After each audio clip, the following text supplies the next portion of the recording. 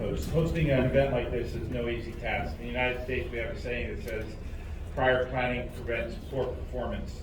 And the amount of time that it's taken for our Brazilian host to put together the efforts of 19 countries across the globe, it's really Herculean. And let's give her a big round of applause.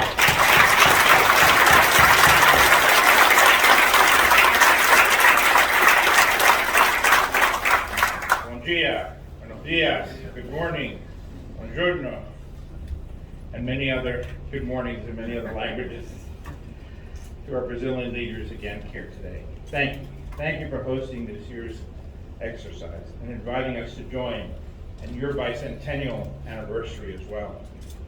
The United States is proud, very proud, to have been the first nation to recognize Brazilian independence. And we remember the important role that this nation played in our naval history over the past 200 years. And in fact, the presence of the U.S. Navy's Fourth Fleet at this exercise is a homecoming of sorts, as Brazil was the original host nation of Fourth Fleet during World War II. It is a true privilege to join you in kicking off UNITAS, the world's longest running international maritime exercise. I want to thank all of the distinguished leaders from all the many nations who have traveled here in the spirit of unity and friendship. The objective of this exercise is to build interoperability and interexchangeability amongst our naval services, and to strengthen the bonds of cooperation between the people of our nations. Our sailors and our Marines are proud to serve with the men and women who wear the uniform of your nations as equal partners.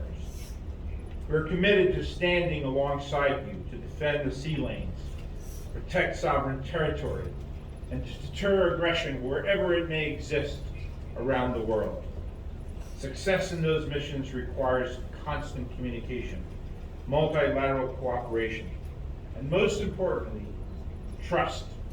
Trust. We must have the confidence in the capability and resolve of each other, our navies, and our nations.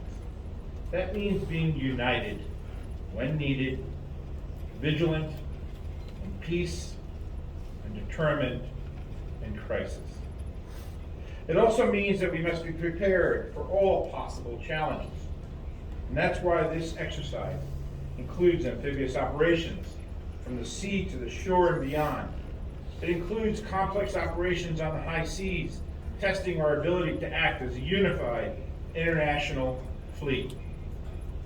It demands coordination across every domain, from below the waves to above the clouds.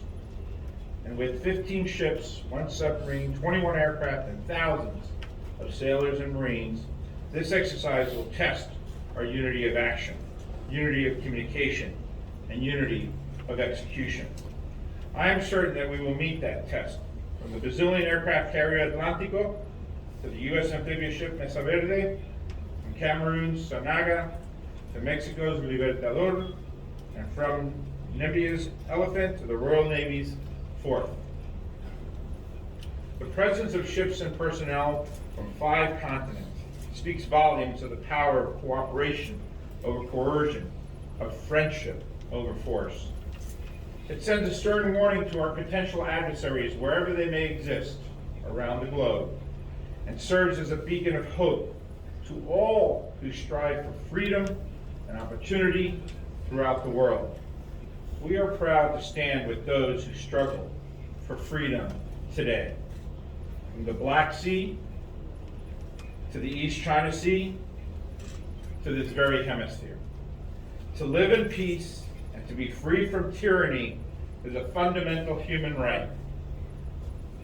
And we are determined to partner in that spirit of unity, to always defend the rules-based international order that protects all nations and all human beings. To all who will execute the rigorous demands of this exercise, I ask you to strive for operational excellence during every engagement over these next 2 weeks. I am honored to work with you all in furthering our interoperability as we sail together in coming years. We must seek more ways for us all to work together to protect our nations, our interests, and uphold our common values. So I thank all of you here for taking part in this important exercise and for the enduring and growing bonds that we are building. And once again, I thank our Brazilian hosts and wish you a very happy bicentennial for both your Navy and our nation.